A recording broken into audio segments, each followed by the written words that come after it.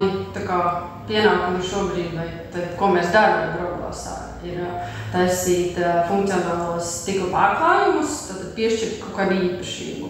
Mums ir divas tādas lielākie virzieni. Viens ir ātri reflektīvais stikls, ir neredzamais stikls, bet tur vairāk ir tā kā fiziķu lauciņš, savukārt manējais, kā ķīmiķim, ir veidot pārklājumu un piešķirtam UV bloķējošās īpašības. Tas nozīmē, ka pieņemsim to mājās ir bilde, bet tas ar laiku viņi izbalo. Bet ja tu viņai priekšā pieliec šādu stiklu ar šo pārklājumu, tad viņi tev ilgstoši saglabāsies, varbūt vēl līdz vecumdienām, un joprojām krāsas būs kā tikko uzņemtā bildē. Kaut kā tā. Ok, jā, tu minēji, ka šobrīd tieši šī ir tava darba daļa. Vai tu teiktu, ka tava ikdiena paiet tieši laboratorijā vairāk nekā izmeklējot teorētiski? Zini, kad es tikko uzsāku, tad jā, tas bija vairāk tieši laboratorijā, jo tikko šī otra ražotne ķīmiskās līnijas bija tikko palaista, tikko sākti. Un visi procesi vēl nebija līdz galam nostabilizēti, un tad mans uzdevums bija izpētīt tieši kinētiku, visu stabilitāti šiem procesiem, lai pēc tam to varētu aprakstīts un visi soļi būtu atkārtojami un stabila ražošana būtu. Diezgan ātri pēc tam, kad es sāku strādāt, radās ideja, ka vajadzētu to esošo produktu uzlabot, jo viņš ir tāds krāsains, tā varētu teikt. Viņš ir dzeltens, viņam jāliek krāsas, lai to nomaskētu, un līdz ar to viņš pataisa to pārklājumu tādu rozīgu, tumšu, bet jebkurš grib, lai tev ir dzīves, lai tas stikls nav, lai tu redzi to bildi, kas ir apakšā. Un tad gandrīz 5 gadi man pagāja laboratorijā tiešām taisīt eksperimentus, testēt. Bet pēdējie gadi jau ir tādi, kad es esmu, man liekas, visu ražot un iepazinusi visus procesus, kas ir foršākais strādājot privātā uzņēmumā, nevis, teiksim, institūtā. Tas, kad tu radi produktu un tu redzi no tās idejas līdz jau gatavam tam, ko tirgo.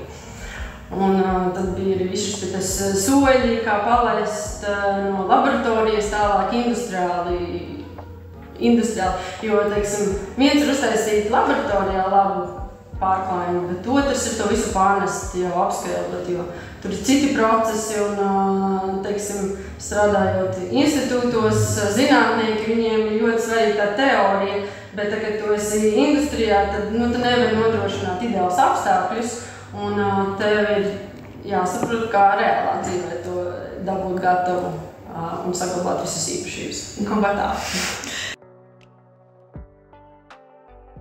Atgriežoties pie iepriekš minētā, tu teici, ka tavs darba stāsts ir 7 gadi. Šajā konkrētajā uzņēmumā. Pirms tam aptuveni 10 gadi strādāju universitātē laboratorijā ar organisko sintēzi. Un kur ir labāk?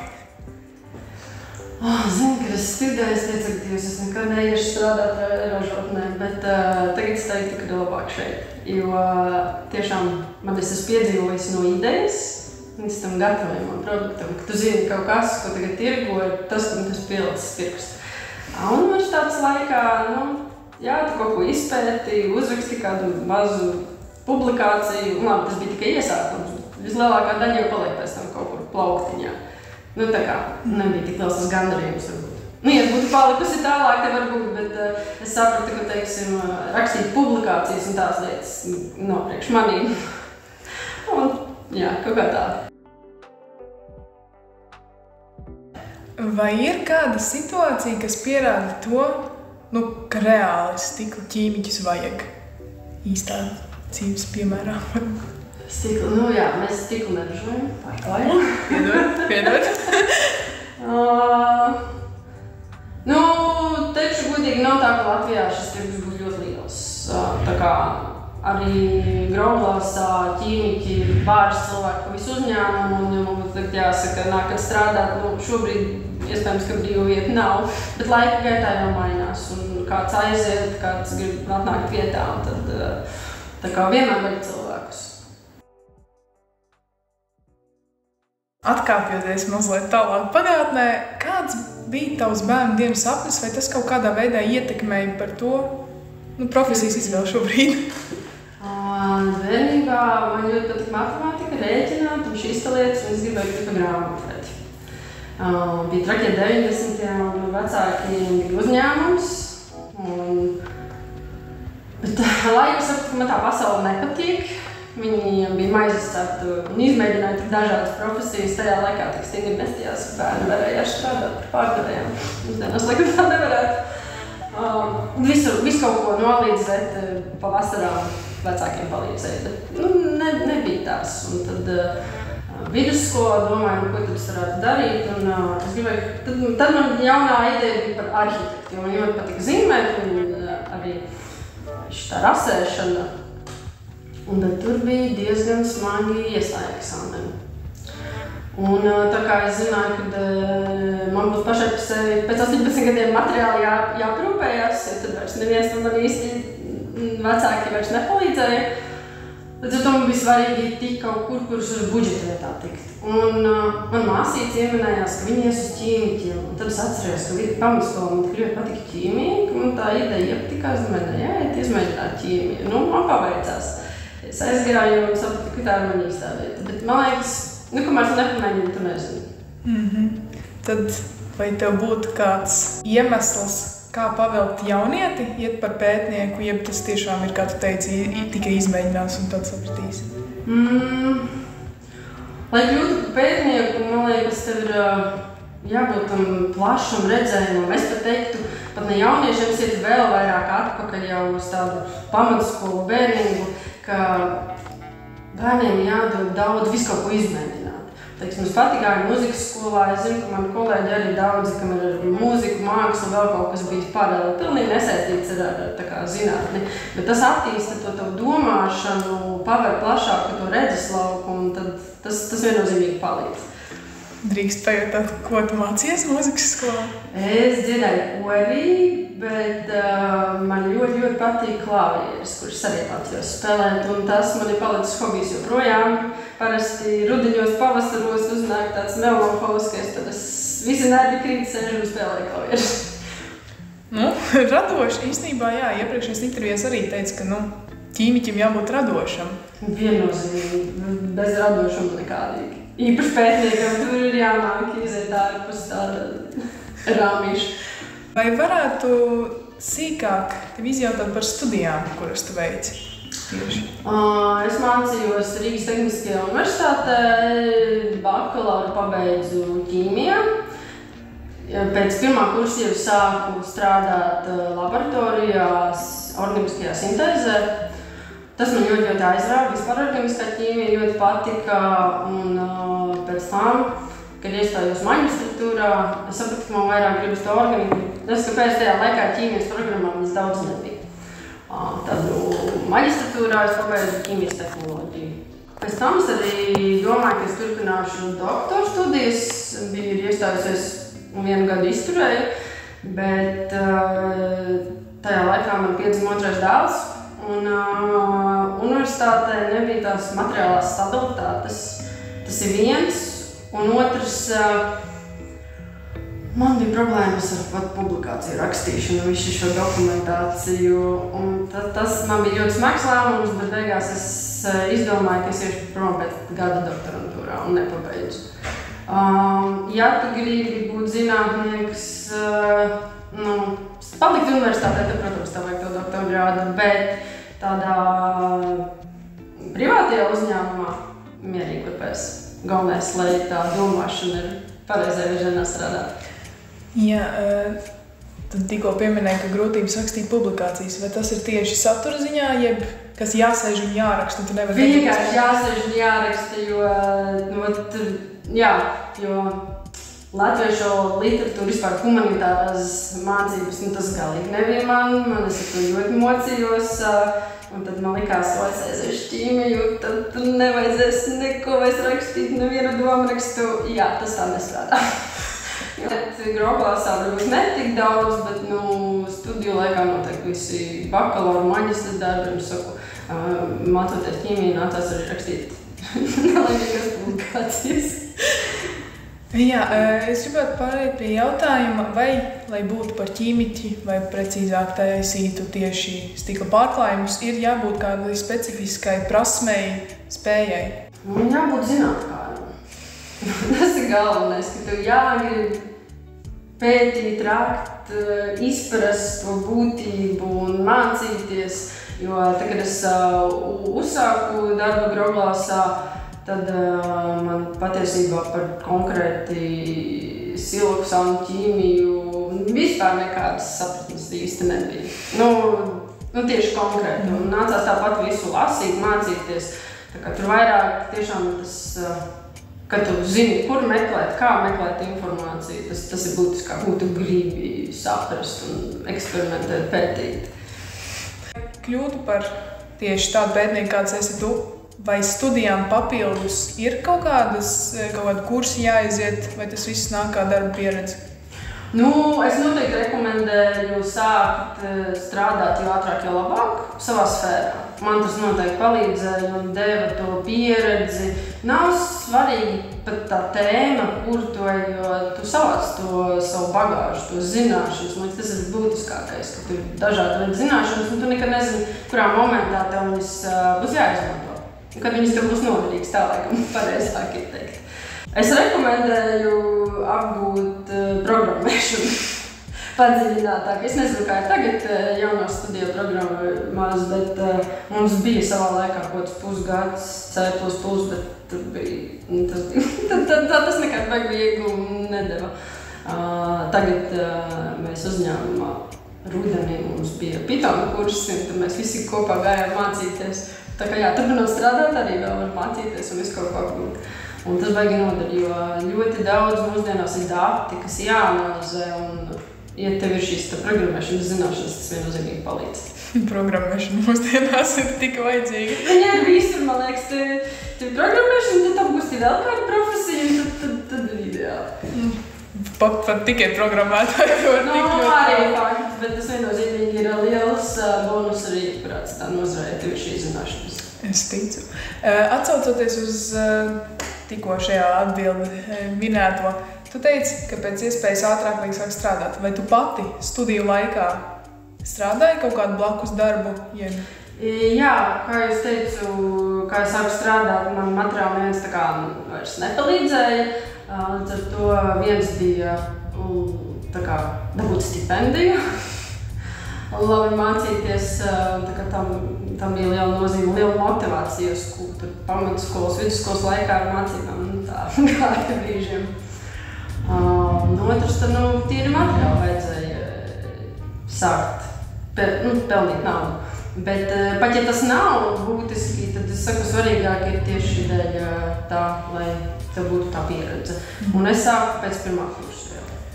Un, var teikt, universitātē arī paliku visus tos 9 gadus. Vai profesija kā tāda ir ietekmējusi tavu, nezinu, vai skatu uz dzīvi, bet tavus hobijus ārpus darba aktivitātes, vai tev daudz jālasa, jāceļo? Īsti hobijus tas nav ietekmējis, bet atgriežoties kaut kad tajā bērnībā, kā es saku, es uzaugu tādā vidē, kas likās, tas bizness, nauda jāpelna un tā. Un tad aizejot uz zinātni, tas likās, ka maģija, pilnīgi cita pasaule, tā kā atrauc no realitātes, un tas ļoti patika.Īgi patīk iet dabā, staigāt. Bet tagad tas nosēdēs laboratorijā, tev vajag tā kā izvēdināt galvu. Man patīk roka darbi. Tad pēdējo 7 gadu laikā man īsti vairs nesanāk, bet pirms tam ļoti patika tam adīt, tamborēt, šūt visu pēc kādas klavieru spēles, kā jau minēju. Galvu spēles patīk. Kaut kā tā. Bet ar ķīmiju, man ir 2 dēli. Viņiem tagad ir 8 un 12 gadi. Tad ķīmija ienāk mājā tā, kad es viņiem rādu visāds eksperimentus, jo man gribas viņiem parādīt to par šo pasauli. Man kaut kas darbā ir jauns, piemēram, bija Covid laiks un, protams, kļuva aktuāli visi šie antibakteriālās virsmas, antibakteriālai pārklājumi. Un tad darbā arī bija jāspēlējās ar raugu, un tad es mājās nesanādīju bērniem. kā var atdzīvināt savu raugu. Nu tā. Nekas tāds nopietnas, bet vienalga uzreiz tā viņiem parādīt. Bet tas, man liekas, tik labi, ka tu vari tā kā ģimenē to ievest. Jā, kristālis audzējām, visu kaut ko. Starp citu studiju laikā arī ir vesels pusgads, ka tev jāaudzēja kristāli. Man joprojām mājās viņi stāv. Cik viņi ilgāk visu to pusgadu? Jeb vienkārši vairākas reizes audzēja dažādi? Jā, man liekas, ka kaut kā tā bija, bet, lai tu izaudzētu monokristālu, tur ir tev tā kā ar augiem ļoti jāaprūpē, jo tev vajag to kodolu, un tad viņš aug vien lielāks un nāc pa slāņiem. Bet tev viņš jātīra no mazajiem kristāliem, un ar to tur ir tā, ka tu regulāri ņem visus ārā, noskalo, līdz atpakaļ šķīdumā, lai tev neizautu, tur mežu, bet lai tu pat izaudzētu tieši mono vienu kristālu. Vai tavā profesijā ir ikdienišķi izaicinājumi, kā tu ar tiem tiec galā? Uz doto momentu es aizvietoju mūsu ķīmiskās līnijas tehnologu, un tā kā pēdējie mēneši man vairāk ir bijuši šajā profesijā nekā pētniekam. Un tur ir ļoti daudz izaicinājumu. Tas ir pirmais, kas man nāk prātā. Ja mēs atkāpjamies no pētnieka, bet tehnologa, man liekas, galvenais izaicinājums ir darbs ar cilvēkiem. Tas ir visgrūtākais. Kā korekti, pareizi nodefinēt darba uzdevumus, veidot darba grupas, lai visiem nonāk viena informācija, lai visi zin, ko darīt. Tas, laikam, ir tāds viss sarežģītākais. Papildus jautājums, vadoties pēc tikko sniegtās atbildes. Tu pati darbojies vairāk vienatnē, ja tas ir komandas darbs? Gan tā. Teiksim, kā jūs minēju, strādāju pie viena produkta. Teorētiski tas ir produkta uzlabojums esošā, bet beigās jau sanāca gandrīz kā izstrādāt visu no nulles un izveidot jaunu produktu. Un tad tur bija laiks, kad, es nezinu, pāris mēnešus vispār vienīti strādāju laboratorijā. Tajā momentā mums bija tā, ka bija arī pārtraucies ražošanas process uz kaut kādu laiku. Bet es smējos, ka esmu es un apstarps ir mans miesas, jo tiešām es mēnešiem cilvēkus neredzēju. Bet man tas bija ok, bet ir arī posmi, kad ir jāiet, jāprezentē savi atklājumi vai jāorganizē sapulces, projektu vadība ir, un tad tur ir darbs arī ar cilvēkiem, komandas darbs. Tā kā ir gan. Nevarētu teikt, ka tikai viens, visādi. Prezentēt atklājumus tā kā globāli, ja tieši Latvijas līmenī? Tieši savā uzņēmumā, piemēram, bija uzdevums tātad iegūt šos prototipa paraugus, un tad tev ir jāiet un jāprasa un lielajiem būsiem, kas tev sanāca, nesanāca, kad mēs varam iet uz priekšu. Ar šiem lai saprastu arī tālāk, cik ilgs laiks vajadzīgs, lai tas produkts varētu nonākt tirgu. Piemēram. Jā, un pārējot uz skatītājiem vismīļāko bloku, iesūtītiem jautājumiem. Kāda pati ķīmiķotāja tu biji vidusskolā, vai tādas, teicamas atzīmes, tā pašvakāk? Pamatskolā man bija superīga skolotāja Pomerīte, viņai sveicieni, Ogres ģimnāzija. Man liekas, daļ viņas es arī esmu kļuvusi par ķīmiķi. Un tagad man sākās ķīmija ļoti aizrāva. Pirmajā semestrī man taču bija 10. Bet pēc tam, protams, tik augstu bija grūti noturēties. Bet tad vidusskolā es aizgāju mācīties uz pirmo ģimnāziju. Tur tas līmenis nebija tāds tik liels, un bija tā, ka sākumā es jūtu uz plēves, visu zināju, tad, man liekas, 10. klases vidū es sapratu, ka es vairs neko nezinu, ka tur palicis viss tik sarežģītīgi. Mans atzīmes tiešām nokrita 11. klasē, es knapi to ķīmiju vilku. Bet tad 12. sākās organiskā ķīmija, tā kā viss varēja pa jaunu sākt, un tad atkal viss bija forši. Kaut kā tā. Man liekas, šis ir ļoti aktuāli, tas, ka uzsāk ķīmiju, es tāds gudrīts esmu, un tad beigās vienā brīdī tu saproti, nav, viss vairs nekā nav. Tur tā lieta, kad tu saproti, bet tu nesako līdzi, tad nevar saprast. Tad, principā, par ķīmiķi varētu kļūt arī tāds, viduvējs. Students vienkārši jāsako ir līdzi. Noteikti. Okay. Ir jāpatīk tas, ko tu dari, jo par tajā gadījumā. Es nevarētu teikt, ka man visu laiku bijuši izcils atzīmes. Tur varbūt tieši eksektīvos vairāk, jā. Tāda fizika vispār. Bet tas ir ļoti atkarīgs no skolotāja. Ļoti. Vai to pavāk vai nepavāk. Līdz ar to. Tāpēc es labprāt piekrītu šeit atnākt, jo man liekas, ļoti būtiski, kad ir tas stimuls, kas parāda, ka tas ir forši. Jo man ir tik žēl dzirdēt, ka cits stāsta, vai tur skolā vispār nevienu eksperimentu nerāda. Kas tā ķīmija? Teorētiski no skolas līmeņa. Nē, ķīmija. Jābūt, man liekas, vairāk eksperimentiem. Ja skolotājs nav tāds ļoti pavelkošs, kā pašam vislabāk uzkurināt to odeksu? Jā. Nezinu, viņam ir kāda, tad jāmeklē kāda domu, līdru grupa. Galvenais nespridzināt vienam pašam mājā. Man bija kursa biedrs, kurš draugu ķīmiķoja, bet beidzās diezgan bēdīgi. Draugs pusroku palika bez pusrokas. Tā kā ķīmija ir jautra forša, bet ir jāsaprot, ko tu dari. Par to spridzināšanu man pašai klases diezgan tāds kaudzīt, kuru spridzināju, un tas tiešām izklausās forši, tāpēc, jā, paši to nedariet, bīstami.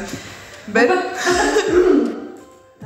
Pat ar visu to, ka tu zini, ko tu dari, es vienreiz pamanījos apdedzināt roku, kā pamatīgi dabūt apdegumu. Tad neaizdomājos 3 soļus uz priekšu, tā kā ir jādomā līdzi. Visam var būt smagas sakas, ja tu esi ko darba drošībai.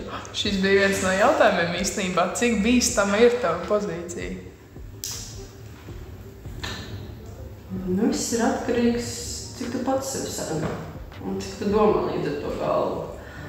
Mūsu ražotnē strādājot uz tīklu, mēs strādājam 2-3 metru, tāds mega liels loksnis, viss ir automatizēts, robotizēts, bet šā vai tā, pa laikam, ja kāds parasti nav vienkārši izmantojis savus drošības līdzekļus un mēdz būt mazāks vai lielāks traumas. Bet, teiksim, kāds ir ļoti liels ieguvums strādājot groblās, ir tas, ka tiešām tiek domāts par darba drošību. Ja salīdzinu, kā bija universitāte vai kā privātajā sektorā, 2 dažādas lietas. Visi respiratori, tev ir visus bīstamos atkritumus, ķīmiskos šķiro nodot, un tas bija tā ļoti patīk mums sākot strādāt, ka par šīm lietām tiek tiešām domāts. Jums reāli ir papildus ekvipments, nevis tikai cimdi un brilles, bet reāli aizsargtājums? Jā, mēs paši taisam ķīmisko pārklājumu, to ķīmiju, un jā, tad ir jāvalk aizsargtājs, jo to ķīmiju uzlaist sev virsū, tad tā arī paliek. Un respiratori, protams, arī, jo tur jau ir lielākiem apjomiem. Mums ir 2 reaktori, 25 un 150 litri, pietiekami daudz.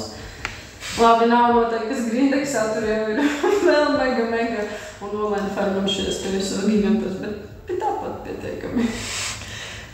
Vai meklējot jaunas formulas, jūs pieiet tam ļoti praktiski, tā kā miksē skatās, kas notiek, jeb tas viss notiek ar konkrētiem aprēķiniem pirms jebkuras darbības? Nē, tiksikot vairāk ir, izmēģinājums sanāk nesanāk. Tā laikam nevar labi teikt. Sākumā jau, protams, tiek veikt izpēta literatūras un aptuveni saprast, kādā virzienā iet. Un ir arī bijuši tādi projekti, kur tu vienkārši meklē kaut kādu jau gatavu formulu, kuru tev ir tikai jāizmēģina uz līnijas, kur tu pats nemaz netaisi. To ir visādi varianti, bet tad, kad es strādāju tieši ar eksperimentiem laboratorijā, tad ļoti bieži bija tīri no izmēģini, notestē, saproti, kas tev nesanāca, atgriezies laboratorijā, domā, lasi literatūru, domā, ko varētu darīt labāk, un tā atkal un atkal. Jo bieži nevarēja nemaz paredzēt tās problēmas, kas izleca, tā kā teorētiski, es nezinu. Tad tur būtu ļoti daudz laika jāpavāda un jābūt kādam zinātniskam tādam institūtam. Tā kā šis vairāk viss tendēts uz ražošanu, kā es teicu, tie pētniecības apstākļi, kas ir institūtos, tas ir savādāk, tā ir cita pasaule. Un ražošanā, es saku, nevar nodrošināt tos ideālos apstākļus, tad tur ļoti bieži ir jāimprovizē. Un jāstāsta, kas reālā dzīvē strādās. Mums ir viens ļoti interesants iesūtīts jautājums. Paldies par iesūtītiem, starp citu. Kā ir ar pensiju? Kurā brīdī jūs laiž un vai jūs vispār laiž? Es domāju, ka laiž kā tāpat kā visus pārējos mišķīgos. Nezinu. Es zinu, kad es strādāju universitātē, tad mums, teiksim, atvaļinājums bija garāks, jo tas skaitījās kā laikam bīstams darbs, un man tiešām bija 2 mēneši apmaksāts atvaļinājums. Puses slodze, cik tur apmaksāts, bet vienalga. Savukārt šeit strādājot, īsti nekādas atlaides nav. Jo arī nav tā, ka visu laiku, teiksim, tā saskara ķīmija, ka es saku, nav tikai laboratorija, ir arī daudz kādas citu darbu uzdevumi. Bīstamākas universitātē nekā Groglasā? Ķīmijas ziņā viennozīmīgi. Vismaz, ja tu strādā ar organisko ķīmiju un sintēzi, tad tie šķīdinātāji klāsti. Kurā brīdī tu saprati, ka šī profesija, tā ir tava, tā gācis un visu gribas darīt? Es domāju, kad es jau sāku tiešām izmēģināju to organisko sintēzi, kā pētnieks, tas man riktīgi patika, bet tur bija tā, ka kaut kā katru nākamo tēmu es no tās organikas attālinājos. Tur man bija polimēri un pat grafēns, kas visiem ir, es nezinu, vai joprojām ir aktuāls, bet viena brīdi bija ļoti aktuāla tēma. Un tad man nepatika. Un tas bija vēl viens iemesls, kāpēc es jau beigās aizgāju projām, pieņēmu to lēmumu, jo tas jūtu, ka tas nav priekš manī. Bet tā kā es saku, Latvijā tās iespējas nav ļoti daudz. Nav tā, ka tev būtu ļoti daudz to sfēru. Tad pieteicos visu kaut kur, man paveicās, ka Groglas man uzaicināja. Jo, kad es studēju, teiksim, silikāta ķīmija, tur ir silikāta ķīmija, polimēri, un organika arī bišķiņa. No šiem te organika ir vienīgā, kas man patika, man tie pārējie, man pat priekšmeta nepatika, bet sāku darīt un sapratu, ka ir īstenībā arī interesanti. Un turpinot par šo taciņu, kad veiksies nomaiņa Groglasā ķīmiķu tādā postenī, kāpēc jauniešiem būtu jāiet pretendēt uz šo amatu, kas Groglasā ir labāks nekā pārējos ķīmijas uzņēmumos? Es laikam nezinu, es varēšu salīdzināt ar pārējiem, man nav tik liela pieredze. Bet, ja es varu salīdzināt ar universitāti, tad stabils atalgojums, izaugsmes iespējas, teiksim, reiz pusgadā tiek atalgojums arī pārskatīts, ir veselības apdrošināšana, kas patiesībā ķīmiķiem ir ļoti svarīgi.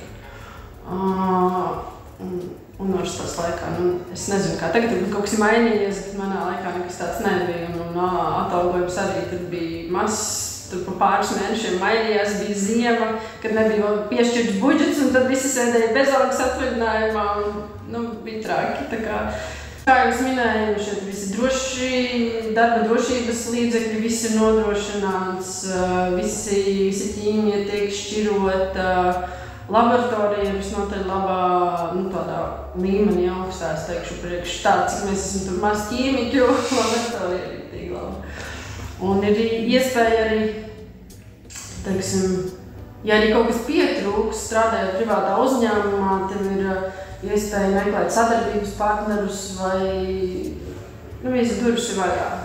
Ja ir pietiekama motivācija kaut kas jāsasniedz, tad ir iespēja gan aizbraukt uz ārzemēm, iepazīties kā citur iet, gan arī visādas apmeklēt lekcijas, mācīties, kursus.